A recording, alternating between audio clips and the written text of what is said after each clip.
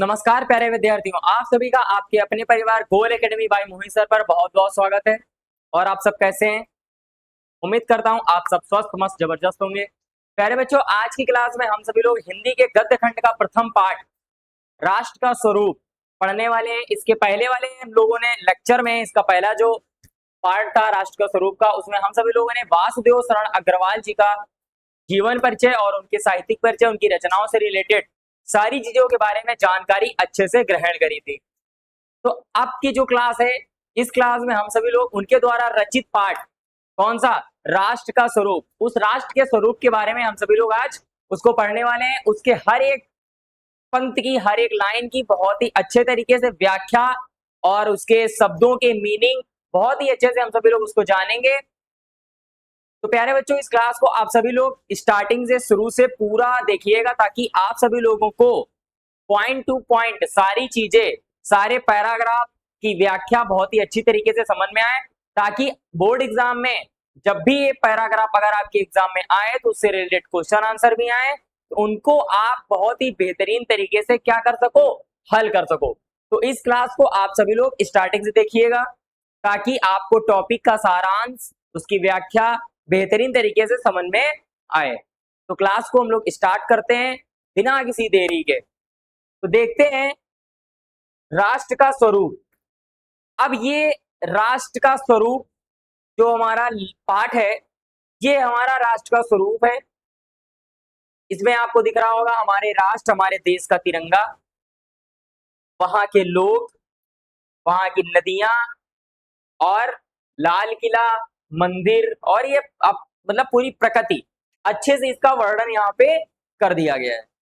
तो अगर हम बात करें भाई राष्ट्र के स्वरूप की, स्वरूप का मतलब एक तरीके से स्ट्रक्चर, यानी कि राष्ट्र का जो स्वरूप होता है वो कैसे बनता है, किन तरीके से बनता है।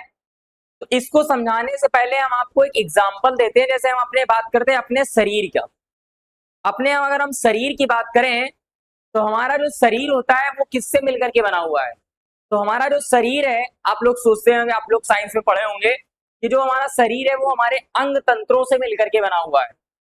अगर आप अंग तंत्र ना हो, जैसे आपका हाथ है, पैर है, नाक है, मुंह, कान, आपका सिर, ये सारी चीजें, अगर इसमें से आपकी कोई भी एक चीज हटा दी जाए, यानी कि आप पूरी तरीके से क्या हो जाओगे, एक इंग्लिश में बोलते हैं डिफरेंटली डिसेबल्ड, ठीक है, यानी कि आप अपंग हो जाओगे। क्या हो जाओगे, अपंग। तो यानी कि डिफरेंटली जब डिसेबल्ड हो जाओगे तो आपका क्या है, देखने में आप अच्छे नहीं लगोगे, पहली बात।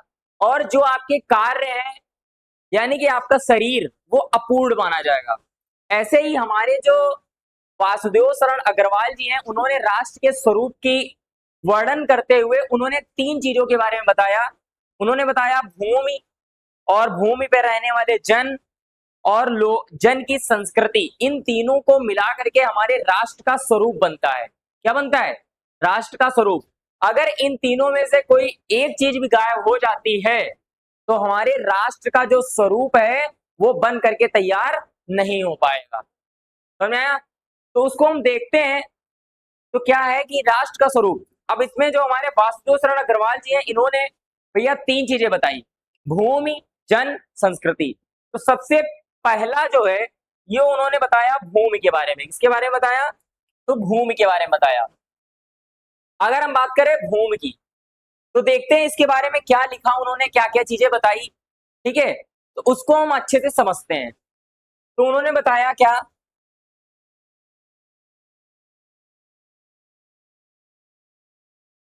भूमि, भूमि पर बसने वाला जन और जन की संस्कृति, इन तीनों के सम्मिलन से राष्ट्र का स्वरूप बनता है। क्या, भूमि, भूमि पर बसने वाला जन और जन की संस्कृति, उसका जो कल्चर है, इन सभी चीजों को मिला करके क्या बनता है, राष्ट्र का स्वरूप बनता है। कहा जाता है कि भूमि का जो निर्माण है वो देवों ने किया है। ऐसा माना जाता है कि जो भूमि है, हमारी जो धरती माता है, उनका निर्माण देवों ने किया है। लेकिन आप लोग अगर साइंस में देखा जाए तो साइंस में आप लोगों ने पढ़ा होगा ये जो भूमि है उसका निर्माण कैसे हुआ। सूर्य, कभी ये पृथ्वी का जो आग का गोला हुआ करती थी, ठीक है, ये सूर्य से टूट करके अलग हुई, फिर धीरे धीरे धीरे धीरे करके क्या होती गई, ये ठंडी होती चली गई, और एक पृथ्वी का निर्माण हो गया, ऐसा करके आप लोगों ने साइंस पढ़ा होगा। लेकिन इसमें क्या बोला गया है कि भूमि का जो निर्माण है वो देवों ने किया है, और ये अनंत काल से है। अनंत काल का मतलब अज्ञात काल से, पता नहीं है कितने सालों से है। उनके भौतिक रूप, सौंदर्य और समृद्धि के प्रति सचेत होना हमारा कर्तव्य है। यानी कि ये जो हमारी पृथ्वी है, यानी उसके भौतिक स्वरूप, उसका सौंदर्य, समृद्धि के प्रति सचेत होना हमारा आवश्यक कर्तव्य है, हमारी रेस्पॉन्सिबिलिटी है। भूमि के पार्थिव स्वरूप के प्रति हम जितने अधिक जागृत होंगे, उतनी ही हमारी राष्ट्रीयता क्या होती रहेगी, बलवती होती जाएगी। क्या होती जाएगी, बलवती। अगर हम बात करें भूमि के पार्थिव शरीर की, अब ये जो पार्थिव होता है, इस पार्थिव का मतलब है पृथ्वी से संबंधित। पार्थिव का मतलब क्या है, पृथ्वी से संबंधित। यानी कि जो हमारा ये पृथ्वी से संबंधित जो शरीर है, यानी कि हम जो पृथ्वी से संबंधित हैं, तो अगर हम इस पृथ्वी से संबंधित स्वरूप के प्रति, ये जो हमारा पृथ्वी का स्वरूप है, आकार है, कल्चर है, नेचर है, ये जो सारी चीजें हैं, ठीक है, जिसका हम आनंद उठा रहे हैं, तो इसके जो भौतिक स्वरूप का अगर हम इसके प्रति जितने अधिक जागृत होंगे, जागृत का मतलब जितना ही ज्यादा हम सचेत होंगे, ठीक है, उतना ही क्या होगा, हमारी राष्ट्रीयता बलवती होती रहेगी।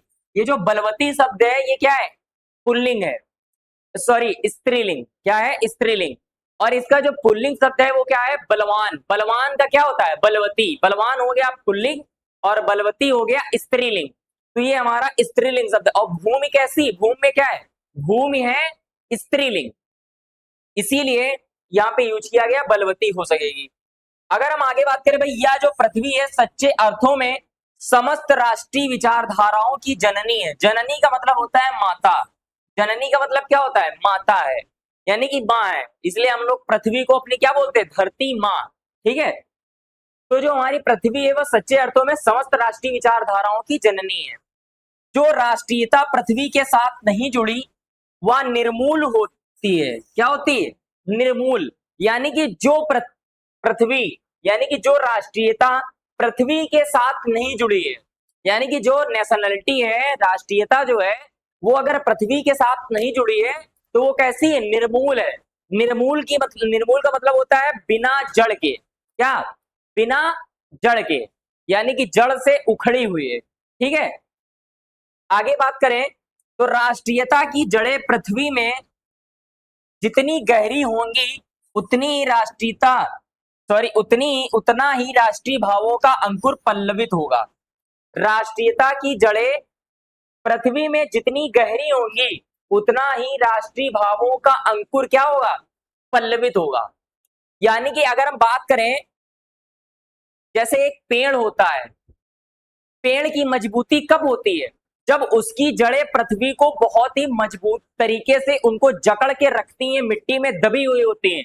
जितना अंदर वो धसी होती हैं, उतना ही पेड़ क्या होता है, मजबूत होता है। जैसे आप छोटा सा पौधा देखते हो, तो उस पौधे की जड़ें क्या होती है, कमजोर होती है, वो पृथ्वी पे अच्छे से जकड़ी हुई नहीं होती, तो आप ऐसे पकड़ते हो और ऐसे उखाड़ लेते हो। लेकिन एक पेड़, जब वही पौधा जब पेड़ बन जाता है, बड़ा हो जाता है, तो उसकी जड़ें जो होती है धरती के अंदर समाहित हो जाती हैं, खूब अच्छे से मिट्टी में मजबूती से पकड़ बना लेती हैं। फिर उसको उखाड़ पाना क्या होता है, एक तरीके से असंभव होता है। समझ आया। तो वैसे ही अगर हम बात करें, जैसे हमारी राष्ट्रीयता है, आप अपने राष्ट्र के प्रति जितना ही ज्यादा सजग होंगे, जितना ही ज्यादा जागृत होंगे, उतना ही हमारा राष्ट्र का जो स्वरूप है वो क्या होता जाएगा, बढ़ता जाएगा। उसमें मतलब एक तरीके से क्या होता जाएगा, राष्ट्रीय भावों का अंकुर पल्लवित होगा। जैसे एक पौधा मिट्टी में लगा होता है, और उसके बाद वो जितना अच्छे से उसके अंदर मिट्टी से जकड़ अपनी बनाए होता है, पकड़ बनाए होता है, उतना ही वो क्या होता है, पल्लवित होता रहता है। पल्लवित का मतलब होता है फूलता फलता रहता है।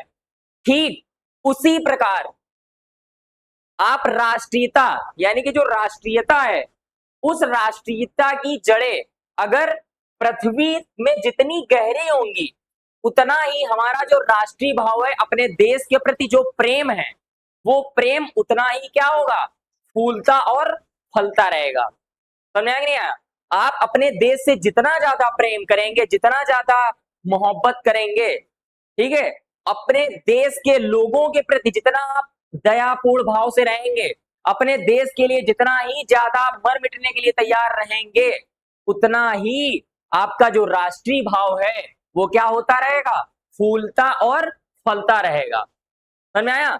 अपने देश के लिए, अपने राष्ट्र के लिए जिस प्रकार से आप अपने परिवार के लिए मर मिटने के लिए तैयार रहते हो, अपने परिवार की रक्षा करते हो, ठीक उसी प्रकार से अगर आप अपने राष्ट्र, अपने देश की रक्षा करते हो तो आप अपने देश को मजबूत बना सकते हो। आप अपने देश, आप अपनी धरती के प्रति क्या कर सकते हो, राष्ट्र प्रेम दिखा सकते हो। आपने देखा धरती, अब यहाँ पे जो भूमि है, भूमि को पहले स्थान पे क्यों रखा गया है? अब अगर भाई भूमि को देखें तो भूमि, हमारे जीवन की जितनी भी चीजें हैं वो हमारी सबकी सब धरती से मिलती हैं। आप जितना भी जो भी चीजें यूज कर रहे हो, सारी चीजें आप धरती। अब इसीलिए इस धरती को जननी मतलब माँ बोला गया है। माँ एक ऐसी होती है, आप कितना भी, माँ का जो पुत्र होता है, उसकी पुत्री जो होती है, वो कितनी भी ज्यादा शैतान हो, शरारती हो, जितना भी ज्यादा वैसी, लेकिन माँ के लिए हमेशा बहुत अच्छी होती है। समझ में आ गया? ऐसे ही ये जो धरती है, धरती में देखो क्या क्या है भाई, सोना है, चांदी है, डीजल है, पेट्रोल है, पानी है, ठीक है, और सारी चीजें आप क्या करते हो, प्रतिदिन इस पृथ्वी को चोट पहुंचाते हो। लेकिन क्या पृथ्वी आपको परेशान करती है, आपको डांटती है, आपको फटकारती है, आपको कोई चीज अपने चीज से यूज करने से मना करती है? नहीं करती है। पेड़ पौधे लगे होते हैं, फल फ्रूट सब कुछ होता है, फूल होते हैं, यूज करते हो, आप तोड़ते हो, कभी कोई मना करता है? नहीं। धरती आपको कभी मना नहीं करती है, ठीक है। सारी चीजें आप पानी के लिए उसको खोदते हो, ठीक है, फावड़ा चलाते हो, ठीक है, सारी चीजें चलाते हो, लेकिन वो कभी आपको परेशान नहीं करती। समझ में आया? तो इसीलिए उसको क्या बोला गया है, जननी बोला गया है। और आप, ऐसा ही राष्ट्र है, आपका देश है, उतना ही अपने आपका राष्ट्र ने आपको राष्ट्रीयता दी, आपको इस जन्म, इस अपने जैसे भारत है आपका देश, हमारा देश भारत है, हम सभी लोग भारत में जन्मे हैं, ठीक है। तो हमारा कर्तव्य है कि हम अपने देश के लिए कुछ अच्छा करें, अपने देश की रक्षा करें। समझ में आया कि नहीं आया? ठीक है, आगे देखते हैं। अब अगर हम यहाँ बात करें भाई, इसलिए पृथ्वी के भौतिक स्वरूप की आद्योपांत जानकारी प्राप्त करना, उसकी सुंदरता, उपयोगिता और महिमा को पहचानना आवश्यक धर्म है। इसलिए जो पृथ्वी के भौतिक स्वरूप की आद्योपांत, आद्योपांत का मतलब आदि धन पांत, आदि धन उपांत, मतलब आदि का मतलब आरंभ और अंत, यानी कि शुरुआत से लेकर के आखिरी तक, शुरू से लेकर के आखिरी तक जितनी भी जानकारी है उसको प्राप्त करना, उसकी सुंदरता, उसकी उपयोगिता, उसकी महिमा को पहचानना, ये हमारा क्या है, हमारा आवश्यक धर्म है। क्या है? हमारा आवश्यक धर्म है।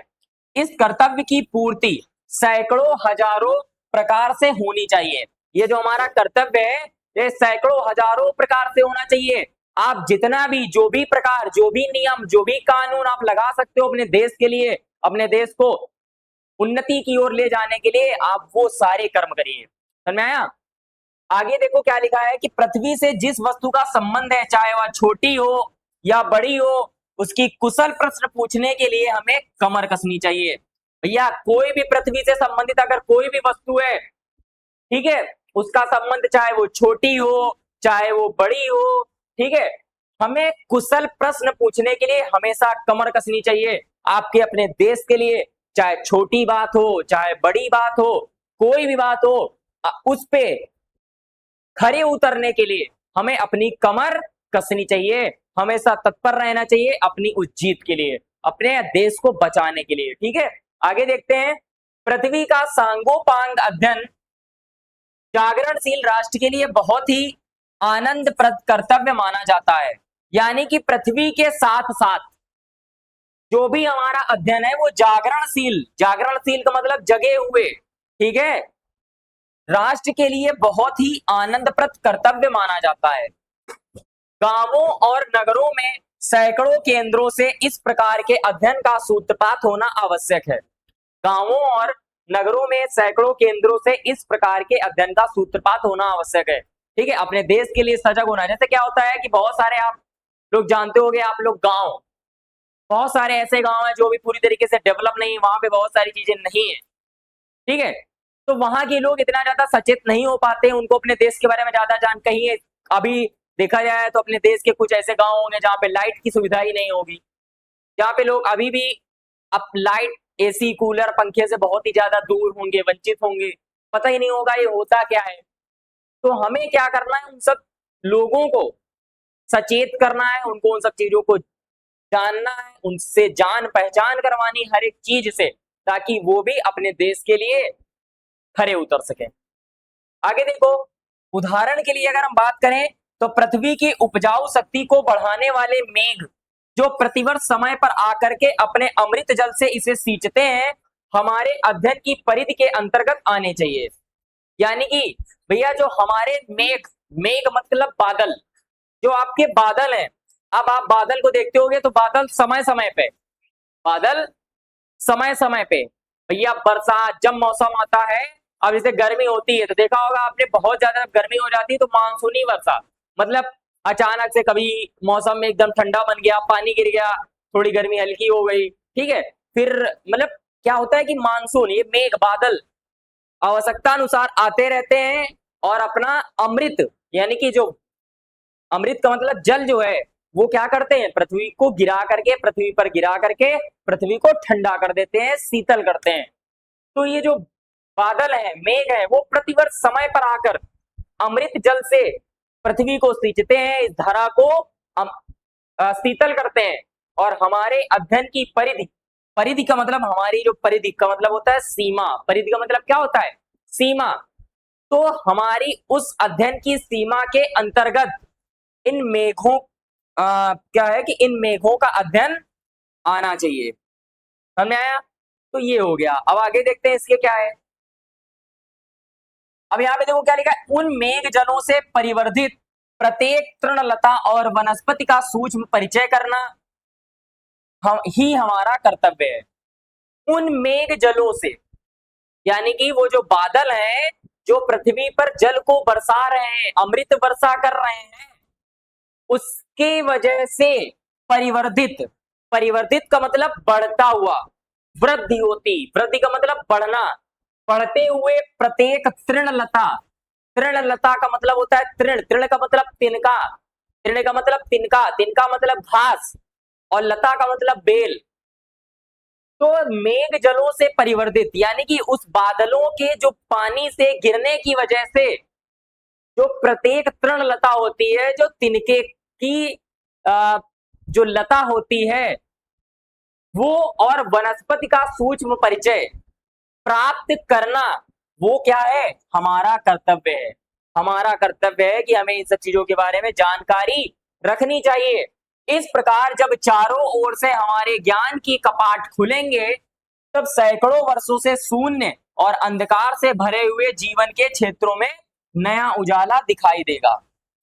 इस प्रकार जब चारों ओर से, चारों तरफ से हमारे ज्ञान के कपाट, कपाट का मतलब होता है दरवाजे, कपाट का मतलब क्या होता है, दरवाजे, जब हमारे चारों तरफ से ज्ञान के दरवाजे खुलेंगे तो क्या होगा, तब भैया सैकड़ों वर्षों से जो शून्य, जीरो चला रहा और अंधकार से भरा हुआ जो ये जीवन है, वो जीवन क्या हो जाएगा, उस जीवन में एक नया उजाला, नई उमंग दिखाई देगी।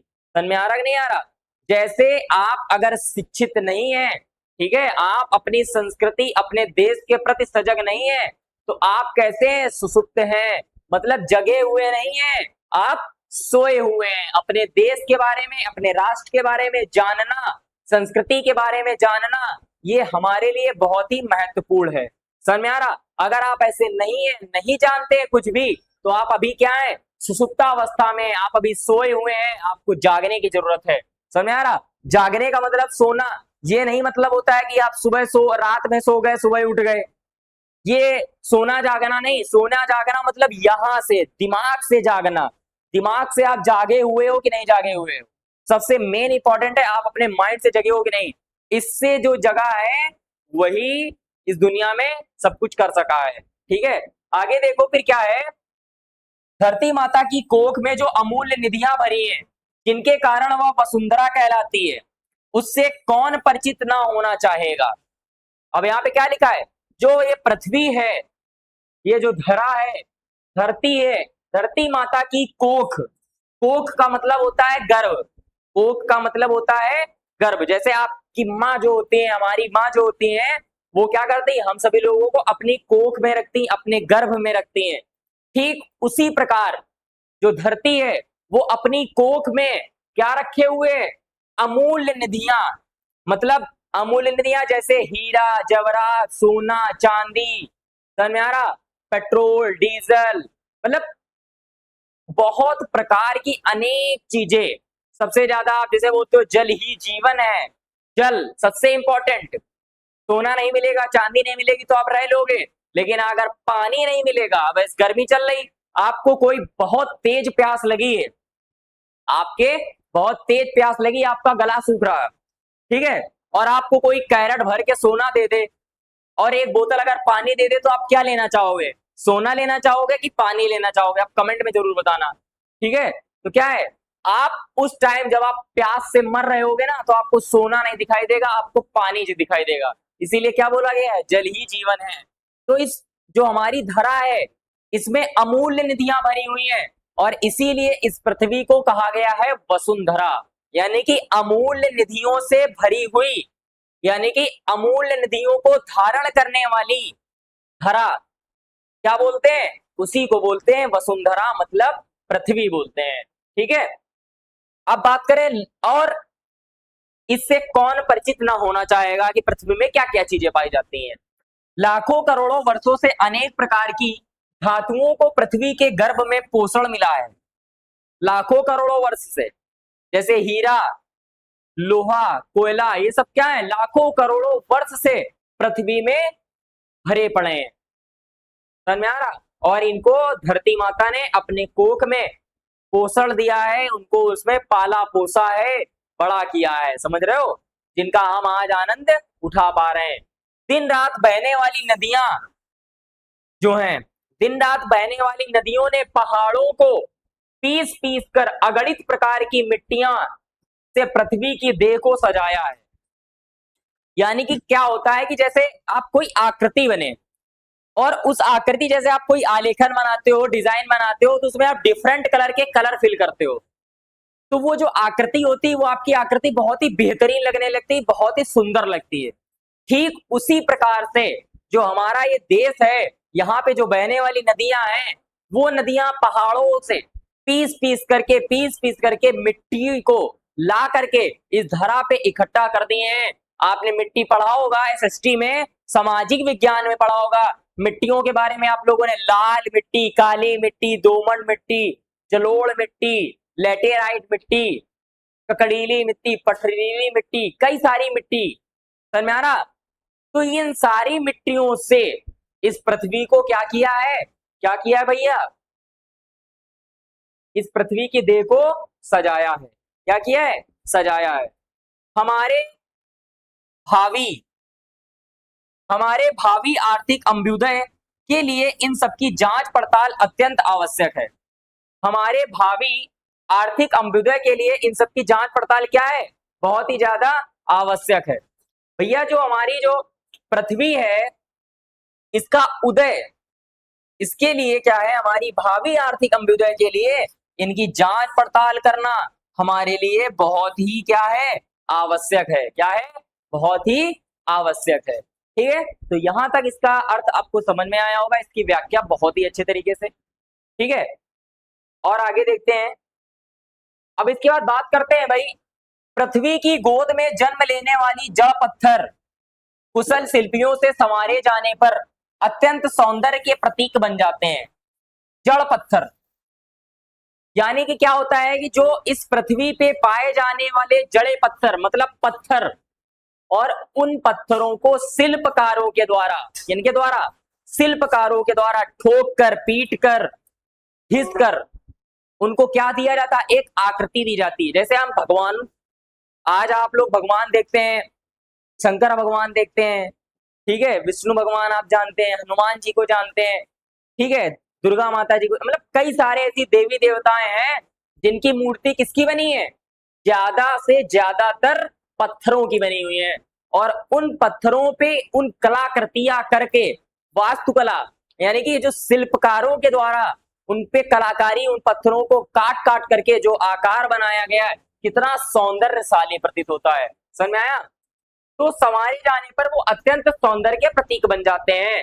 नाना भांति के अनगढ़ नग विंध्य की नदियों के प्रवाह में सूर्य की धूप से चिलकते रहते हैं भाई। और उनको जब चतुर कारीगर पहलदार कटाव पर लाते हैं, तब उनके प्रत्येक घाट में नई शोभा और सुंदरता फूट पड़ती है और वे क्या हो जाते हैं, अनमोल हो जाते हैं। जैसे नाना भांति, अनेक प्रकार के, नाना भांति मतलब अनेक प्रकार के, असंख्य नग विंध्य की नदियों में के प्रवाह में भैया जब सूर्य की धूप में चमकते हैं, तो उनको भैया क्या किया जाता है, जब कोई चतुर कारीगर क्या करता है, उनको काटता है, छांटता है, और उन वो जो नदियों के घाट, नदियों के किनारे जो घाट होते हैं, उन घाटों पे उनको लगा करके उन घाट की क्या शोभा और सुंदरता जो होती है फूट पड़ती है। और वो घाट कैसे लगने लगते हैं, अनमोल दिखाई देने लगते हैं। कैसे लगने लगते हैं, अनमोल दिखाई देने लगते हैं। भाई आगे देखते हैं, देश के नर नारियों के रूप मंडन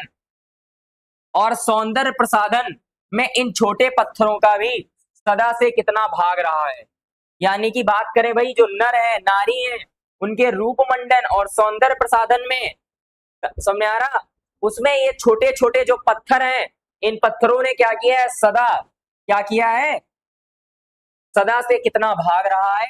अतः हमें उनका ज्ञान होना भी आवश्यक है। क्या होना आवश्यक है, ज्ञान होना आवश्यक है। जैसे पहले के टाइम पे, आज के समय में क्या है, लोग आभूषण पहनते हैं, सोने चांदी के पहनते हैं, लेकिन पहले के समय में क्या होता था, लोग मिट्टी के, पत्थर के, ठीक है, उनके बने आभूषणों को धारण करते थे। समझ में आ रहा, मिट्टी के मतलब जिसको बोलते हैं टेराकोटा बोलते हैं, मिट्टी के वो होते हैं ना आभूषण, कितने सौंदर्यशाली लगते हैं, ठीक है, तो वो आभूषण पहनते थे, वो स्त्रियां पहनती थी। आज तो सोना चांदी चल रहा है फिलहाल।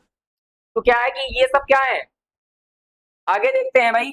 तो पृथ्वी और आकाश के अंतराल में जो कुछ सामग्री भरी है, पृथ्वी और आकाश में के अंतराल में जो कुछ भी सामग्री भरी है, वो पृथ्वी के चारों ओर फैले हुए गंभीर सागर में जो जलचर एवं रत्नों की राशियां हैं।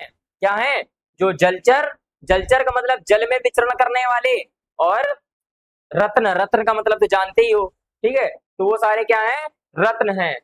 आगे देखते हैं, उन सब के प्रति चेतना और स्वागत के नए भाव राष्ट्र में फैलने चाहिए। समझ में आया भैया, स्वागत के, चेतना के भाव, चेतना का मतलब सजग होना, ठीक है, जगे होना, ठीक है, जागृत अवस्था में होना, वो सब क्या है, इन सब को राष्ट्र में फैलने की मतलब जरूरत है, इन्हें राष्ट्र में फैलना चाहिए। आगे देखो, राष्ट्र के नव युवकों के हृदय में उन सबके प्रति जिज्ञासा की नई किरणें जब तक नहीं फूटती, यानी कि जो राष्ट्र के जो नव युवक हैं, उनके अंदर जिज्ञासा, जिज्ञासा का मतलब होता है कुछ जानने की इच्छा, जिज्ञासा का मतलब होता है कुछ जानने की इच्छा, यानी कि कुछ जानने के जो इच्छुक होता है, समझ में आ रहा, उसको बोलते हैं जिज्ञासा। जो जानने की इच्छा जो होती है, उसकी नई किरण जब तक नहीं फूटती है, तब तक हम सोए हुए के समान है। अगर भैया कोई नव युवक है, ठीक है, और उसके शरीर में, समझ में आ रहा, उसके हृदय में अगर कुछ नया जानने की इच्छा नहीं है, वो कुछ नया नहीं जानता है, कुछ नया नहीं करता है, तो समझ लो वो अभी क्या है, सोया हुआ है, वो अभी जगा नहीं है, उसे अभी और जानने की जरूरत है, ज्ञान प्राप्त करने की आवश्यकता है। विज्ञान और उद्यम दोनों को मिला करके राष्ट्र के भौतिक स्वरूप का एक नया ठाट खड़ा हुआ है, खड़ा करना है, ठाट खड़ा करना है। क्या, विज्ञान और उद्यम दोनों को मिला करके, यानी कि विज्ञान और नई नई चीज, उन सबको मिला करके राष्ट्र के स्वरूप का एक नया ठाट, एक नया ठाट का मतलब होता नहीं, ठाट जमाना, मतलब एक तरीके से जिसको बोलते हैं भौकाल टाइट करना अपना, समझ रहे हो ना, यानी कि शानो शौकत बनाना, शानो शौकत बनाना, ये ठाट का मतलब होता है शानो शौकत बनाना, ठीक है। तो विज्ञान और उद्यम दोनों को मिलाकर के राष्ट्र के भौतिक स्वरूप का एक नया ठाट खड़ा करना है। यह कार्य प्रसन्नता, उत्साह और अथक परिश्रम के द्वारा नित्य आगे बढ़ना चाहिए। और अपने देश को आगे बढ़ाने के लिए आपको क्या करना चाहिए? प्रसन्नता, उत्साह और अथक परिश्रम। अथक परिश्रम का मतलब बिना थके, बिना रुके लगातार परिश्रम करते रहना चाहिए। आपको अगर सफल होना है, देखो आप अपने राष्ट्र के लिए कब सेवा कर सकते हैं? जब आप खुद को मजबूत बनाएंगे, आप कठिन परिश्रम करेंगे, अथक परिश्रम करेंगे, बिना थके बिना रुके आप परिश्रम करते रहेंगे और प्रसन्नता के साथ परिश्रम करेंगे, उत्साह के साथ, खुशी के साथ, आपके अंदर एक उमंग होगी कि हमें कुछ सीखना है, कुछ नया करना है, तभी आप अपने देश की और अपने लिए कुछ कर सकते हो। अब आप जब खुद के लिए जब करोगे तो जाहिर सी बात है एक आप एबल पर्सन हो जाओगे, और जब एक एबल पर्सन हो जाओगे तो आप जाहिर सी बात है दूसरों के लिए करोगे। अगर आपसे कोई मदद मांग दे, जब आपके पास खुद ही नहीं है, आप उसके मदद करने की योग्य हो ही नहीं, आप परिश्रम कर ही नहीं रहे, आपके अंदर ताकत है ही नहीं। अगर मान लो किसी से लड़ना हुआ, अपने देश के लिए लड़ना हुआ, तो उसके लड़ने के लिए तुम्हारे पास माइंड चाहिए और प्लस शरीर की भी ताकत चाहिए, ठीक है। वैसे तो माइंड बहुत इंपॉर्टेंट है, अगर वही आपके है ही नहीं, आप तब लड़ सकते हो ना सामने वाले से जब आपके अंदर ज्ञान होगा, जब आपको उन सब चीजों के बारे में जानने होगे, आप जानते होगे। समझ में आ रहा? आप अगर आपको किसी चीज से डिबेट करनी है, सोचो आपको एक टॉपिक दे दिया गया, आपको उस पर डिबेट करनी है, आपको बोलना है, लेकिन आप उस टॉपिक के बारे में अगर आप जानते नहीं हो तो आप बोल पाओगे? नहीं बोल पाओगे। आप सोचो जरा, 100 लोगों के सामने, 1000 लोगों के सामने अगर किसी टॉपिक पे बोलना पड़े और वो आपको कुछ पता ना हो, तो आपको बोलने में थोड़ी हिचकिचाहट होगी, थोड़ा डर महसूस होगा। समझ में आ रहा? तो हमें हर एक चीज के बारे में जानना बहुत जरूरी है, ठीक है। हमारा यह ध्येय हो कि राष्ट्र में जितने हाथ हैं उनमें से कोई भी इस कार्य में भाग लिए बिना रीता न रह सके। यानी कि भैया क्या हो सके, यानी कि हमारे इस राष्ट्र में जितने भी हाथ हैं, माने जितने लोग हैं, सबके दो दो हाथ हैं भाई, तो सब क्या हो सके भाई, जितने भी हमारे यहाँ ध्येय होना चाहिए कि जितने मतलब राष्ट्र में जितने हाथ हैं उनमें से कोई भी इस कार्य में भाग लिए बिना रीता न रह सके। यानी कि सभी को अपने देश के लिए कुछ करने के लिए हमेशा खड़े रहना चाहिए, आगे भाग लेना चाहिए। समझ में आया? तभी मातृभूमि की पुष्कल समृद्धि और समृद्ध रूप मंडल प्राप्त किया जा सकता है। यानी कि भैया तभी आप जब सजग रहोगे, आप कार्य करने के लिए तत्पर रहोगे, तभी आप अपनी मातृभूमि के लिए, ठीक है, पुष्कल, पुष्कल का मतलब क्या हो जाता है भैया? परिपूर्ण, या बोले भैया क्या हो जाता है, ये जो पुष्कल लिखा हुआ है इसका मतलब क्या हो जाता है भाई? परिपूर्ण,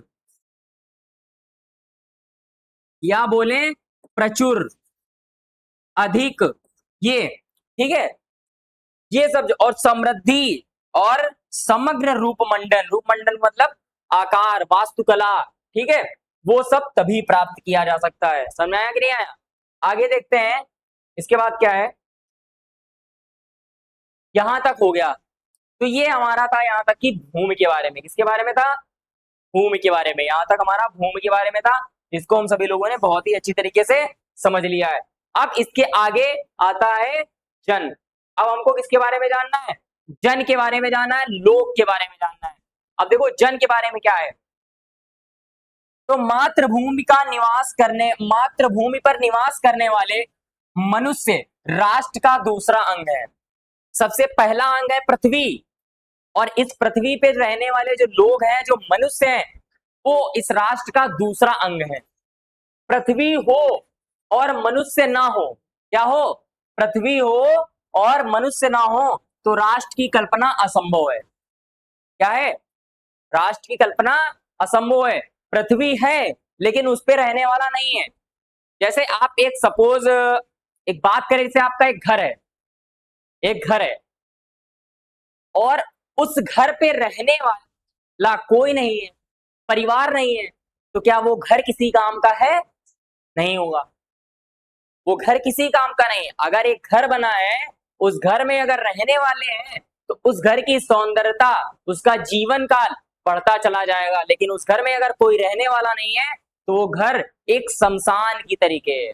समझ आया? ठीक उसी प्रकार से इस धरती पे अगर रहने वाले जन नहीं है, रहने वाले लोग नहीं है, तो पृथ्वी का, भूमि का कोई अस्तित्व नहीं है। ठीक है, समझ में आया? आगे देखो, पृथ्वी और जन दोनों के सम्मिलन से ही राष्ट्र का स्वरूप संपादित होता है। यानी कि पृथ्वी और राष्ट्र जब पृथ्वी और जन जब दोनों मिलते हैं, तभी क्या होता है? राष्ट्र का स्वरूप संपादित होता है।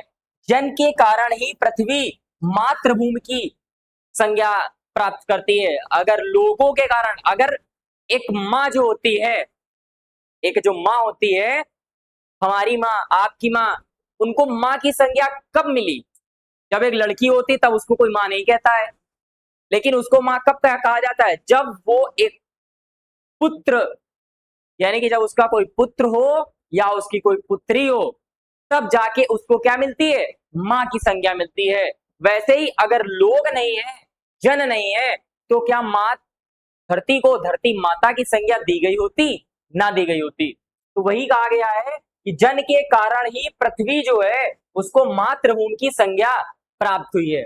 यानी कि पृथ्वी माता है और हम जो जन हैं वो सब सच्चे अर्थों में पृथ्वी के क्या हैं? पुत्र हैं। यानी कि माता भूमि पुत्रोहम पृथिव्या, यानी कि भूमि माता है और मैं, हम सभी उसके क्या है? पुत्र हैं। क्या है? पुत्र हैं। इसके आगे देखते हैं क्या है। अब अगर हम बात करें भाई, जन के हृदय में इस सूत्र का अनुभव ही राष्ट्रीयता की कुंजी है। जन के हृदय में, जन के हृदय में इस सूत्र का मतलब पृथ्वी हमारी माता है और हम उसके पुत्र हैं। पृथ्वी हमारी माता है और हम उसके पुत्र हैं। यही जो राष्ट्रीयता है, यही जो सूत्र है, इसी सूत्र का अनुभव ही क्या है? राष्ट्रीयता की कुंजी है। इसी भावना से राष्ट्र का जो निर्माण है, इसी भावना से राष्ट्र निर्माण के अंकुर उत्पन्न होते हैं। अंकुर का मतलब यही जो भाव हमारा है, इसी भाव की वजह से जो हमारे राष्ट्र के अंकुर हैं, जैसे एक बीज अंकुरित होता है, उससे एक छोटे से बीज से क्या निकलता है? अंकुर निकलता है, अंकुरण होता है, वो फूलता फलता है, बड़ा होता है, तभी तो जा करके हमको फल फूल देता है। तो उसी प्रकार से ये जो भावना है, ये भावना क्या करती है? राष्ट्र निर्माण के अंकुर को उत्पन्न करती है। ठीक है, यह भाव जब सशक्त रूप से जागता है, तब राष्ट्र निर्माण के स्वर वायुमंडल में भरने लगते हैं। कहां पे भरने लगते हैं? वायुमंडल में भरने लगते हैं। इस भाव के द्वारा ही मनुष्य पृथ्वी के साथ अपने सच्चे संबंध को प्राप्त करते हैं। यानी कि यही जो भाव है, कौन सा? धरती हमारी माता है, हम उसके पुत्र हैं, यही जो भाव है, यही भाव क्या करता है? मनुष्य पृथ्वी के साथ अपने सच्चे संबंध को प्राप्त करते हैं। जहां यह भाव नहीं है, वहां जन और भूमि का संबंध अचेतन और जड़ बना रहता है। यानी कि अगर ये भाव आपके अंदर नहीं है, तो ये क्या होगा? अचेतन। अचेतन का मतलब भैया बिना किसी चेतना के, मतलब जगे हुए नहीं हो आप। ठीक है, तो अचेतन और जड़ बना रहता है। जिस समय भी जन का हृदय भूमि के साथ माता और पुत्र के संबंध को पहचानता है, उसी क्षण आनंद और श्रद्धा से भरा हुआ उसका प्रणाम भाव मातृभूमि के लिए इस प्रकार प्रकट होता है। ठीक है, समझ में आ गया? जिस समय जन का, यानी कि लोगों का भाव भूमि के साथ माता और पुत्र के संबंध को पहचान लेता है कि धरती हमारी माता है और मैं उसका पुत्र हूं, उसी क्षण आनंद और श्रद्धा से भरा हुआ उसका प्रणाम भाव जो है वो मातृभूमि के लिए इस प्रकार प्रकट होता है। किस प्रकार प्रकट होता है? वो इस प्रकार प्रकट होता है कि नमो मात्रे पृथिव्ये, नमो मात्रे पृथिव्ये, मतलब नमो मात्रे पृथिव्ये का मतलब माता पृथ्वी को प्रणाम है, माता पृथ्वी को प्रणाम है। समझ में आया कि नहीं आया? ये भाव उत्पन्न होता है। आगे देखते हैं। इसके बाद भैया क्या है?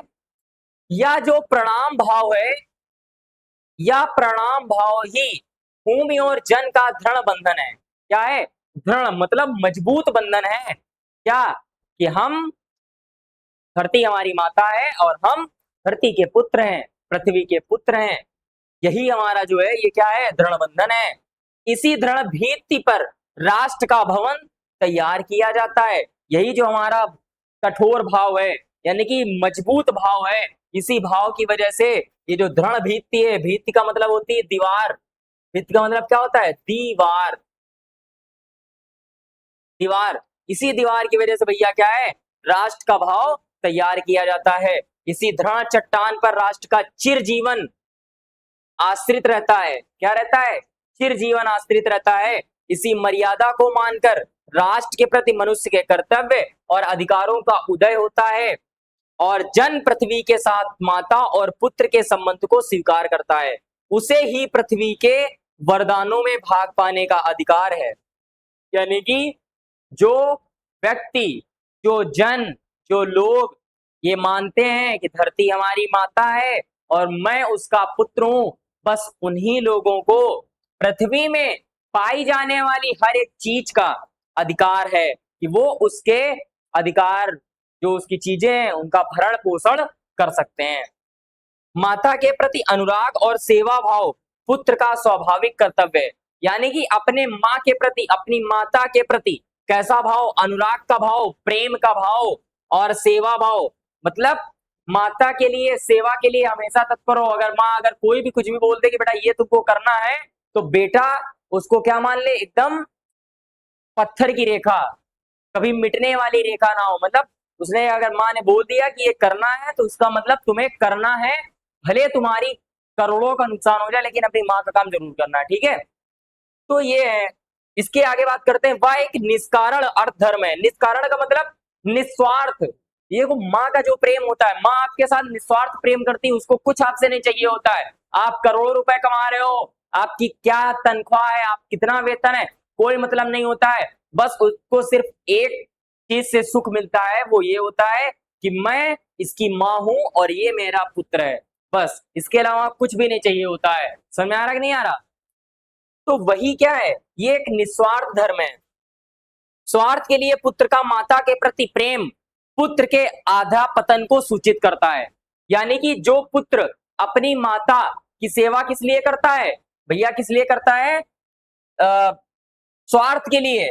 तो वो क्या हो जाता है? वो पुत्र के आधा पतन, पतन का मतलब होता है कि एक तरीके से क्षय, यानी कि नाश होने के सूचित करता है। जो जन मातृभूमि के साथ अपना संबंध जोड़ना चाहता है, उसे अपने कर्तव्यों के प्रति पहले ध्यान देना चाहिए। अगर जो जन मातृभूमि के साथ अपना संबंध बनाना चाहता है, जोड़ना चाहता है कि धरती हमारी माता है, मैं उसका पुत्र हूं, तो सबसे पहले उसको अपने कर्तव्यों के प्रति ध्यान देना चाहिए कि मेरा क्या कर्तव्य है, मुझे क्या करना चाहिए, मेरी क्या रिस्पॉन्सिबिलिटी है, मेरे अपने परिवार के साथ कैसा बिहेव करना चाहिए, लोगों के साथ कैसा बिहेव करना चाहिए। आप कितने भी बड़े आदमी हो, आप कितने भी छोटे आदमी हो, लेकिन आप अगर सामने वाले के साथ, आप अपने धरती के साथ, अपनी माता के साथ, अपने भाई बहन पिता, मतलब जो भी होते हैं, अगर आप उनके साथ दया का भाव नहीं रखते हैं, विनम्रता से पेश नहीं आते हैं, तो आपका इस धरती पे कोई अस्तित्व नहीं है। आप पुत्र कहने लायक, पुत्री कहने लायक नहीं है। समझ में आ रहा कि नहीं आ रहा? यानी कि आप एक तरीके से मरे हुए के समान है। समझ में आ रहा है कि नहीं आ रहा? आपको जागने की जरूरत है। यानी कि हमेशा आप देखो क्या होता है कि बहुत ऐसे लोग जो सोचते हैं कि नहीं मैं बहुत बड़ा आदमी हूं, मैं बहुत बड़ा हूं, वो सामने वाले को तुच्छ समझते हैं। लेकिन एक बात आपको बता दें, इस धरती पे जन्मा हर एक व्यक्ति अपने अंदर ताकत रखता है। हर एक इंसान पावरफुल है। समझ में आ रहा है? कोई पैसे से पावरफुल है, कोई दिमाग से पावरफुल है, कोई शक्ति से पावरफुल है। हर एक इंसान अपनी चीजों की वजह से वो क्या है? पावरफुल है। लेकिन देखो, भगवान ने हमें भेजा है, उन्होंने तो कोई भेदभाव नहीं किया कि तुम बड़े हो मैं छोटा हूं, ये छोटे हैं वो बड़े हैं। ऐसा कोई कुछ नहीं है। सबको समान भेजा। सबके पास वो सारी चीजें हैं जो एक गरीब के पास भी होती हैं, वो एक अमीर के पास भी होती हैं, सबके पास होती है। बस सिर्फ इसकी जरूरत होती है, ये सोच जो होती है ना कि हम अमीर हैं, ये तुच्छ है हमारे आगे, इसकी कोई औकात नहीं हमारे आगे, तो वो इंसान बहुत ही छोटा होता है। समझ आया कि नहीं आया? तो हमें अपने तो वो इस देश के प्रेम कहने लायक नहीं है। वो अपने देश के लिए प्रेम नहीं कर रहा, वो सिर्फ क्या इकट्ठा कर रहा, धन। और आपको पता है कि जो आता है वो जाता है, अकेला आता है और अकेला ही जाता है, समझ में आ रहा, लेके कुछ नहीं जाना होता है। तो हमें सेवा भाव रखना चाहिए, दया भाव रखना चाहिए, सभी लोगों के साथ एक समान पेश आना चाहिए, जरूरतमंद की मदद करनी चाहिए। समझ में आ रहा कि नहीं आ रहा? अपने अंदर कोई भेदभाव नहीं। आप 10,000 कमा रहे हो, सामने वाला 5,000 कमा रहा, कोई टेंशन नहीं लेनी, आपको बहुत ही अच्छे से रहना है। उसको ये फील नहीं कराना कि तुम 5,000 कमाते हो, मैं 10,000 कमाते हो। उसको ये फील कराओ कि मैं 10,000 कमाता हूँ, तुम 50,000 कमाते हो। समझ में आ रहा कि नहीं आ रहा? मतलब उसको हमेशा उच्च स्थान दो, क्योंकि देखो दया भाव ही रखना बहुत ही जरूरी है। ज्यादा बात नहीं करेंगे, आगे देखते हैं। फिर देखो क्या है, इसके बाद बात करें, फिर लिखा है माता अपने सब पुत्रों के समान भाव से चाहती है। माता जो होती है अपने सभी पुत्रों को, अगर अगर हम बात करें, जैसे कोई माँ है और उसके 4 पुत्र हैं, कितने पुत्र हैं? 4। तो एक चीज हमें ये बताओ कि इसके अगर 4 पुत्र हैं तो इसको इसको इसको और इसको, इन चारों को एक ही कोख से तो जन्म देती है कि अलग से दूसरा इसको अलग से फिर दूसरी लगवाती है, फिर उसको दूसरे जन्म देती है, फिर तीसरी लगवाती है, फिर तीसरे को जन्म, ऐसा तो कहीं कुछ नहीं होता है। सबको एक समान, मतलब एक ही कोख से सबको जन्म देती है। तो जो उसका प्रेम भाव होता है वो भी सबका एक ही होता है। दूध पिलाती सबको वही एक ही पिलाती, ऐसा तो है कि नहीं कि सबको अलग अलग पिलाती, सबको वही पिलाती। लेकिन क्या होता है कि जब वही पुत्र वही पुत्री जब बड़े हो जाते हैं ना, तो वो भेदभाव करने लगते हैं। वो सिर्फ क्या होते हैं, संपत्ति के भूखे होते हैं कि हमें अपनी माँ की क्या चाहिए, संपत्ति चाहिए, जो इसकी सोना है, इसका चांदी, इसके जेवर, जो भी चीजें हैं, इसकी जमीन जो भी इसके नाम है, वो सब हमें चाहिए। लेकिन उसकी सेवा करना कोई नहीं चाहता है। समझ में आया कि नहीं आया? उसकी सेवा करना कोई नहीं चाहता है। क्यों? क्योंकि भाई जब माँ ने तुमको जन्म दिया था तो क्या उसने भेदभाव तुम्हारे साथ किया था? नहीं किया था। जैसा कल्लू को पाला वैसा लल्लू को पाला, सबको सेम सेम, कोई भेदभाव किया नहीं किया, सेम टू सेम रहा। लेकिन जब आप बड़े हो जाते हो तो आप क्यों भेदभाव करते हो कि नहीं माँ के लल्लू के पास माँ रहेंगी और हमारे पास सारी संपत्ति हो जाएगी। आप दोनों को रखना चाहिए ना। जब वो आपकी सेवा करती तो आपको भी करना चाहिए। लेकिन आज के बच्चे जो है इस सब चीजों को नहीं समझते हैं। ठीक है, तो मैं यही कहना चाहूंगा इस चैप्टर के माध्यम से, आप सभी लोगों को अपने माता और अपने पिता, अपने भाई, अपने बहन, अपने दादा बाबा, जो भी आपके संबंधी हैं, उनके साथ हमेशा क्या प्रेम भाव रखना, दया का भाव रखना, कभी किसी के साथ अभद्रता बिल्कुल मत करना, सभी के साथ अच्छे से रहना। ठीक है, तो ये हो गया कि माँ जो होती है वो अपने सभी पुत्रों के साथ समान भाव रखती है। इसी प्रकार पृथ्वी पर बसने वाला जन बराबर है। ऐसे ही जो हमारी पृथ्वी है, जिस प्रकार से एक माँ 4 बच्चों को जन्म देती है, चारों के साथ समान भाव रखती है, ठीक उसी प्रकार से इस धरती पे जन्मा हर एक व्यक्ति समान है। ना तो कोई हिंदू है, ना तो कोई मुस्लिम है, ना तो कोई सिख है, ना तो कोई ईसाई है, ना तो कोई काला है, ना तो कोई गोरा है, ना तो कोई छोटा है, ना तो कोई बड़ा है, ना तो कोई अमीर है, ना तो कोई गरीब है, सब समान है। ठीक है, क्योंकि जैसे आते हो वैसे ही निर्वस्त्र आते हो, निर्वस्त्र ही जाना है। समझ में आ रहा? कुछ नहीं लेके जाओगे। आप कितने भी अमीर हो जाओ, कितने भी करोड़पति हो जाओ, लेकिन जाओगे अकेले ही। समझ में आ रहा? तो मतलब समान भाव। एक गरीब आदमी जैसे मरता है, ठीक उसी प्रकार से अमीर मरता है। जिस प्रकार से एक गरीब का अंतिम संस्कार होता है, ठीक उसी प्रकार से एक अमीर का भी अंतिम संस्कार होता है। तो क्या ही अलग अलग है भाई, सारी चीजें तो सेम है। सोचो, आप अगर दाल रोटी चावल सब्जी खाते हो तो एक गरीब भी तो दाल रोटी सब्जी चावल खाता है। भले वो तुम रोज खाते हो, वो कभी कभार खाता है, बट खाता तो है ना। ऐसा तो है नहीं। जिस प्रकार से आप धरती पे निवास करते हो, आपको पानी पीने का अधिकार है धरती का, ठीक उसी प्रकार से गरीब आदमी तो पीता है। तो जब वो भेदभाव नहीं तो हम लोगों के अंदर क्या भेदभाव होना चाहिए? हमें हमारे अंदर भी कोई भेदभाव नहीं होना चाहिए। हमें भी एकता के साथ, यूनिटी के साथ रहना चाहिए। सबको एक समान मानना चाहिए, कभी किसी को अपने से नीचा बिल्कुल नहीं मानना चाहिए। आगे देखो, जो मातृभूमि के उदय के साथ जुड़ा है वह समान अधिकार का भागी है। पृथ्वी पर निवास करने वाला जनों का विस्तार अनंत है, यानी कि जो लोग हैं इस पृथ्वी पे रहने वाले अनंत है। रोज जन्म जन्म होता है, रोज मरते हैं, रोज जन्म लेते हैं, रोज मरते हैं। समझ में आ रहा? तो ये कभी खत्म होने वाला नहीं है, क्रम ये चलता रहेगा, जन्म लेते रहेंगे, मरते रहेंगे, 10 मरे, 50 जन्मे, 50 मरे, 100 जन्मे, ये कार्यक्रम चलता रहेगा। तो ये क्या है, पृथ्वी पर निवास करने वाले जनों का जो विस्तार है वो अनंत है। नगर और जनपद, पुर और गांव, जंगल और पर्वत, नाना प्रकार के जनों से भरे हुए हैं। यानी कि नगर हो, जनपद हो, गांव हो, जंगल हो, पर्वत हो, हर जगह इंसान निवास कर रहा है। तो ये जन अनेक प्रकार की भाषाएं बोलने वाले और अनेक धर्मों को मानने वाले हैं। कोई अलग अलग, कोई हिंदी बोलता है, कोई अंग्रेजी बोलता है, कोई संस्कृत बोलता है, कोई फ्रेंच बोलता है, कोई इटालियन बोलता है। समझ में आ रहा? कुछ सबकी अपनी अपनी भाषा है, सबके अपने अपने धर्म है, कोई हिंदू है, कोई मुस्लिम है, कोई सिख है, कोई ईसाई है, सब अपने अपने धर्म को मानने वाले हैं। फिर भी ये मातृभूमि के पुत्र हैं, फिर भी ये क्या है, मातृभूमि के पुत्र हैं, और इस कारण उनका सौहार्द भाव अखंड है। कैसा है, बिना खंडित, बिना टूटा हुआ। जब उनका सौहार्द भाव अखंड है तो हमें भी अखंड बन के रहना चाहिए, यानी कि एक साथ जुड़े रहना चाहिए, सबके साथ प्रेम भाव रखना चाहिए। कोई हमारा दुश्मन नहीं, सब हमारे मित्र हैं। समझ में आया? आगे देखो, सभ्यता और रहन सहन की दृष्टि से जन एक दूसरे से आगे पीछे हो सकते हैं, किंतु इस कारण से मातृभूमि के साथ उनका जो संबंध है उसमें कोई भेदभाव उत्पन्न नहीं हो सकता। समझ में आया? क्या लिखा है, सभ्यता और रहन सहन की दृष्टि से जन एक दूसरे से आगे पीछे हो सकते हैं। सभ्यता की, कल्चर की बात करें, सिविलाइजेशन की बात करें, और उनके रहन सहन की बात करें। रहन सहन, आप रहन सहन, जैसे आप देख रहे हो कोई सोफा पे बैठा है, कोई एसी में लेटा है, ठीक है, और कोई किसी को पंखा भी नहीं नसीब है, तो आप उसको पंखा नहीं नसीब है, उसको वो एसी में लेटा है, तो आप ये कंपैरिजन कर सकते हो कि ये इससे ज्यादा अमीर है, ठीक है, और ये गरीब है। लेकिन अगर हम बात करें भैया, इस कारण से भैया मातृभूमि के साथ उनका जो संबंध है, लेकिन जो मातृभूमि के साथ संबंध है, जैसा संबंध उस एसी वाले में लेटने वाले के साथ होगा, वैसा ही संबंध सेम टू सेम जिसको पंखा भी नहीं नसीब है उसका भी संबंध उसी तरीके से धरती के साथ होगा।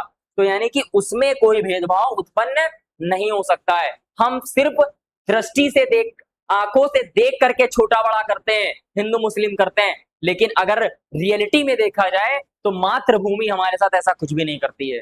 सब उसके लिए समान है, सब उसके पुत्र हैं। अब आगे बात करते हैं, पृथ्वी के विशाल प्रांगण में जब सभी जातियों के समान क्षेत्र हैं, समन्वय की मार्ग से भरपूर प्रगति और उन्नति करने का सबको एक जैसा अधिकार है। किसी जन को पीछे छोड़कर राष्ट्र आगे नहीं बढ़ सकता, अतः राष्ट्र के प्रत्येक अंग की सुध हमें लेनी होगी। क्या करनी होगी? लेनी होगी।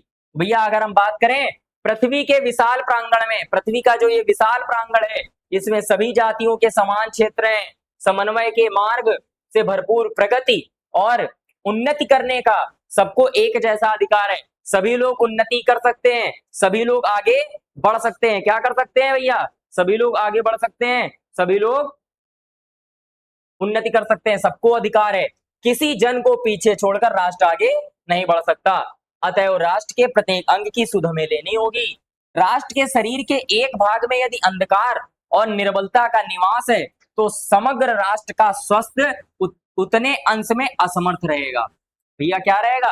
अगर राष्ट्र का, जैसे आपका जो शरीर है, आपका जो शरीर है, आपके अगर शरीर में कोई एक पार्ट में भी अगर पेन होता है, दर्द होता है, तो आपका पूरा शरीर काम करना बंद कर देता है, आपका ऐसा लगता है कि पूरा शरीर काम नहीं कर रहा है। ठीक उसी प्रकार से अगर राष्ट्र के किसी एक कोने में भी क्या होगा, अगर अंधकार या निर्बलता होगी तो समग्र राष्ट्र का स्वास्थ्य उतने अंश में असमर्थ रहेगा। इस प्रकार समग्र राष्ट्र को जागरण और प्रगति की एक जैसी उदार भावना से संचालित होना चाहिए। जन का प्रवाह अनंत होता है, सहस्त्रों वर्षों से भूमि के साथ राष्ट्रीय जन के तादात्म्य में प्राप्त किए गए हैं। क्या प्राप्त किए गए भाई? तादात्म्य में जो है उनको प्राप्त किया गया है। आगे बात करते हैं भाई, अब इसके बाद क्या है, जन का प्रवाह अनंत होता है, लोगों का जो प्रवाह है वो क्या है? अनंत है। सहस्त्रों वर्षों से भूमि के साथ राष्ट्रीय जन के तादात्म्य प्राप्त किया गया है। जब तक सूर्य की रश्मियां नित्य प्रातःकाल भुवन को अमृत से भर देती हैं, तब तक राष्ट्रीय जन का जीवन भी अमर है। जिस प्रकार से सूर्य की किरणें लगातार इस पृथ्वी पे रश्मियां उनकी पड़ती रहेंगी, तब तक जो जन का, लोगों का जो जीवन है वो अमर रहेगा।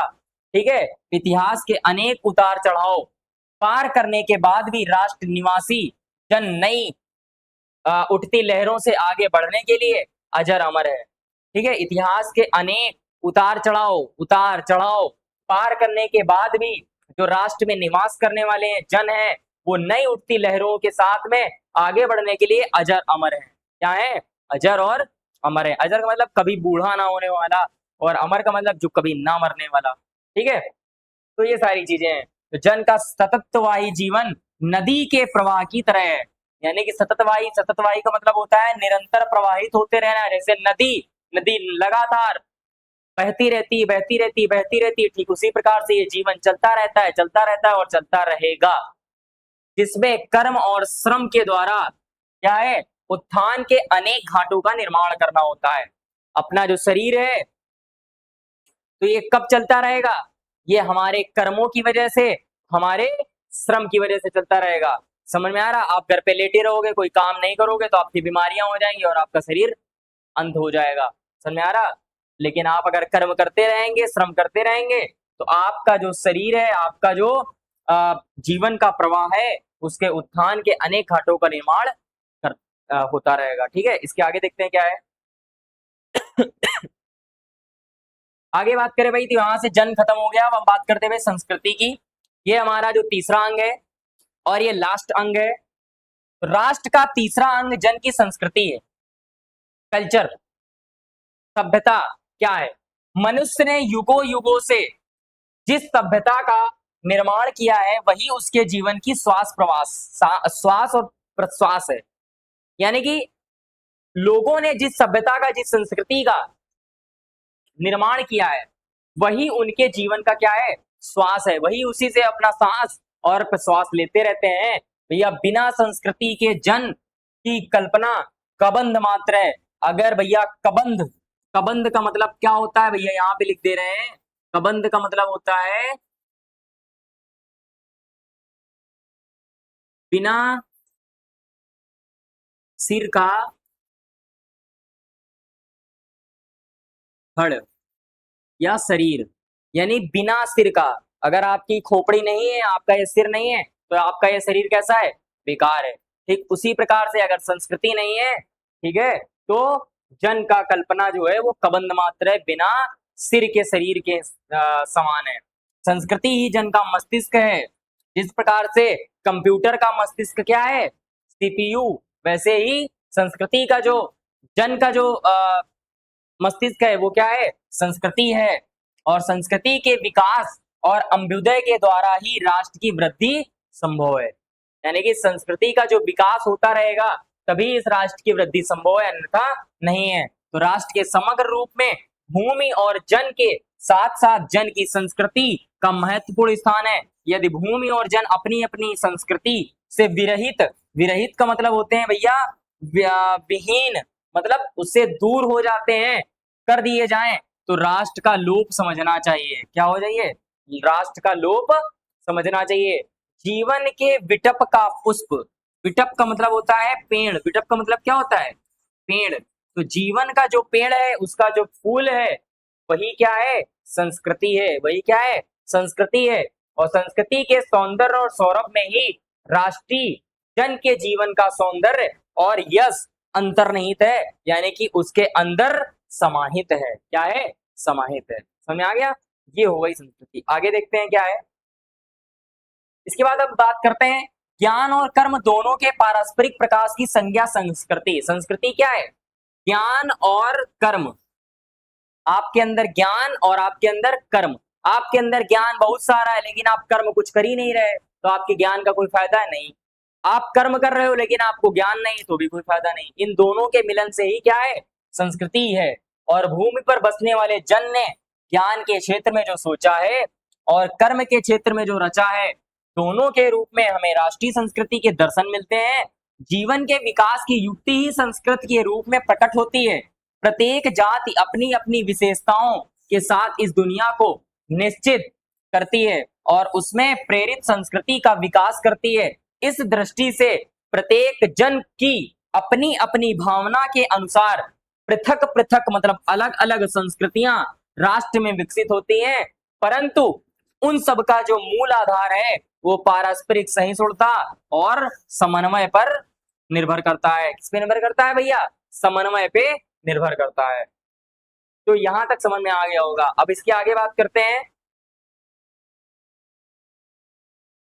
जंगल में जिस प्रकार अनेक लता वृक्ष और वनस्पति अपने अदम्य भाव से उठते हुए पारस्परिक सम्मिलन से अविरोधी स्थिति प्राप्त करते हैं, यानी कि जो जंगल होता है, जो जंगल है, वन है, उसमें जिस प्रकार से अनेक लताएं, वृक्ष और वनस्पति अपने अदम्य भाव, अपने तेज से उठते हुए पारस्परिक सम्मिलन से अविरोधी स्थिति प्राप्त करते हैं, बिना किसी विरोध की। कोई विरोध करता है पेड़ जब खड़ा होता है? नहीं, अविरोधी स्थिति को प्राप्त करते हैं। उसी प्रकार राष्ट्रीय जन जो है, राष्ट्र में रहने वाले जो लोग हैं, वो अपनी संस्कृतियों के द्वारा एक दूसरे के साथ मिलकर राष्ट्र में रहते हैं। जिस प्रकार जल में अनेक प्रवाह नदियों के रूप में मिलकर के समुद्र में एक रूपता प्राप्त करते हैं, उसी प्रकार राष्ट्रीय जीवन की अनेक विधियां राष्ट्रीय संस्कृति में समन्वय प्राप्त करती हैं। जिस प्रकार से हम बात करें, जो नदियों की अलग अलग धाराएं हैं, अलग अलग क्या है? धाराएं, वो सारी धाराएं एक साथ जाकर के समुद्र में मिलती हैं। ठीक उसी प्रकार से क्या है, जो राष्ट्रीय जीवन की अनेक विधियां हैं, राष्ट्रीय संस्कृति में समन्वय प्राप्त करती हैं। क्या प्राप्त करती हैं? समन्वय प्राप्त करती हैं। अब इसके बाद अगर हम बात करें, समन्वय युक्त जीवन ही राष्ट्र का सुखदायी रूप है, यानी कि अगर समन्वय रूप जो है वही क्या है, वही राष्ट्र का क्या है भैया? सुखदायी रूप है। क्या है? सुखदायी रूप है। अब इसके आगे देखते हैं भाई। तो इसके आगे हम लोग देखते हैं, तो इसके आगे क्या है? साहित्य, कला, नृत्य, गीत, आमोद प्रमोद अनेक रूपों में राष्ट्रीय जन अपने अपने मानसिक भावों को प्रकट करते हैं। साहित्य, कला, नृत्य, गीत, आमोद प्रमोद अनेक रूपों में राष्ट्रीय जन क्या करते हैं? अपने अपने मानसिक भावों को प्रकट करते हैं। आत्मा का जो विश्वव्यापी आनंद भाव है वह इन विविध रूपों में साकार होता है। यद्यपि बाह्य रूप की दृष्टि से संस्कृति के ये बाहरी लक्षण अनेक दिखाई पड़ते हैं। अगर ये बाह्य रूप की दृष्टि से ये जो संस्कृति के ये लक्षण हैं, ये क्या दिखाई पड़ते हैं? अनेक दिखाई पड़ते हैं, किंतु आंतरिक आनंद की दृष्टि से उनमें एक सूत्रता होती है। यानी कि बाहर से तो बहुत दिखते हैं, लेकिन अंदर से एक सूत्र में बंधे हुए होते हैं। ठीक है। जो व्यक्ति सहृदय का मतलब हृदय के साथ, प्रेम भाव के साथ है, वह प्रत्येक संस्कृति के आनंद पक्ष को स्वीकार करता है। कोई भी संस्कृति हो, वो हर एक संस्कृति में रह सकता है, ठीक है, उससे आनंदित होता है। इस प्रकार की उदार भावना ही विविध जनों से बने हुए राष्ट्र के लिए स्वास्थ्यकर है। और यही जो भावना है, यही लोगों के, जनों के बने हुए राष्ट्र के लिए क्या है? स्वास्थ्यकर है। स्वस्थकर है मतलब वो हेल्दी है। समझ में आ रहा? कि कुछ लोग ऐसे होते हैं, बहुत मतलब कानूनी टाइप के करते हैं कि नहीं, हम अपने घर पे तो भैया एसी में रहते हैं, तो हम वहां भी जाएंगे तो एसी में रहेंगे। ऐसा नहीं है। हर जगह आपको वो सारी सुविधाएं नहीं मिलेंगी जो आपको अपने घर पे मिलती हैं। उसके लिए आपको हर एक परिस्थिति में रहना सीखना पड़ेगा। समझ में आ रहा? तभी वो आपके लिए स्वस्थकर होगा। नहीं तो आप यहाँ सुखी हैं और वहां जाएंगे तो दुखी हो जाएंगे। समझ में आ रहा? आगे देखते हैं इसके बाद क्या है। गांवों और जंगलों में स्वच्छंद जन्म लेने वाली लोक गीतों में, तारों के नीचे विकसित लोक कथाओं में संस्कृति का अमित भंडार भरा हुआ है। मतलब बिना मिटने वाला, अमित जो भंडार है वो भरा हुआ है, जहां से आनंद की भरपूर मात्रा क्या हो सकती है भैया? प्रारंभ हो सकती है। यानी कि गांवों में अब इस समय गर्मी की छुट्टियां चल रही हैं, तो सभी बच्चे क्या करते हैं? नानी के यहाँ, नाना के यहाँ गाँव में अधिकतर जाते हैं। आम के पेड़, बगीचे, वहां पे बढ़िया आनंद के साथ आम का आनंद लेते हैं और बढ़िया आराम से खेलते कूदते हैं। समझ में आ रहा? तो गांवों में वो प्रेम है, शहरों में वो नहीं है। समझ में आ रहा ना?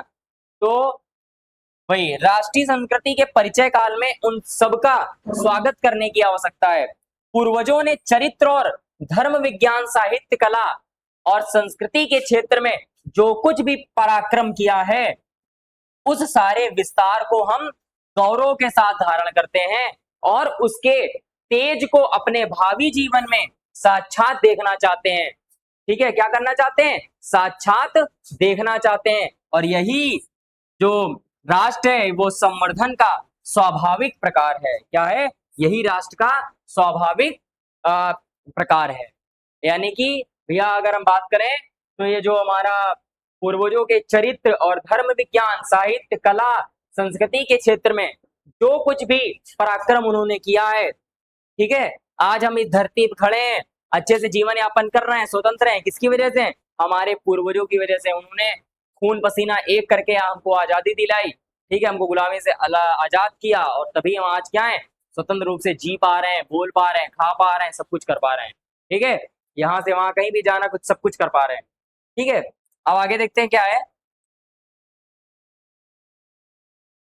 जहां अतीत वर्तमान के लिए भार रूप नहीं है, जहां अतीत, अतीत का मतलब पिछला समय, यानी कि जो पिछला समय है, जो पुराना समय है, वो क्या है? वो वर्तमान में भार रूप में नहीं है। कुछ लोग ऐसे होते हैं पुरानी बातों को लेकर के, वर्तमान समय में पुरानी बातों को लेकर के चलते रहते हैं, तो वो बहुत ही ज्यादा दुखी रहते हैं। ठीक है, तो क्या है कि अतीत वर्तमान के लिए भार रूप नहीं है। जहां भूत वर्तमान को जकड़ नहीं रखना चाहता, जहां भूत यानी कि जहां जो पुराना जो समय है वो वर्तमान समय को जकड़ के रखना नहीं चाहता, वरन अपने वरदान से पुष्टि करके उसे आगे बढ़ाना चाहता है, उस राष्ट्र का हम स्वागत करते हैं और उस राष्ट्र का हम स्वागत करते हैं। तो समझ में आया प्यारे बच्चों? तो ये जो चैप्टर है, ये चैप्टर यहीं पे क्या होता है? समाप्त होता है। और आप सभी लोग इस चैप्टर को बहुत ही अच्छे से समझ चुके होंगे और अच्छे से इसको जान गए होंगे। तो प्यारे बच्चों, आप सभी लोगों को करना क्या है? इस चैप्टर को, इसकी व्याख्या, इसके जो लाइन है जो हमने आपको एक्सप्लेन करी, उनको बहुत ही अच्छे तरीके से समझना है और उनको क्या करना है? जानना है। ठीक है, क्योंकि अगर 10 नंबर चाहते हो तो आप अभी से मेहनत करना चालू करो। ठीक है, तो आपको धीरे धीरे करके पढ़ते रहना है। तो प्यारे बच्चों, ये क्लास जो है यहीं पे समाप्त हो रही है और इसके बाद इस चैप्टर की जो एक्सरसाइज, जो अभ्यास प्रश्न है, वो हम आपके लिए अगली क्लास में लेकर के आएंगे, ताकि आप सभी लोगों को एक्सरसाइज सॉल्व करने में कोई भी प्रॉब्लम ना आए। ठीक है, तो आज क्लास यहीं तक। आप सभी का बहुत बहुत धन्यवाद। जय हिंद।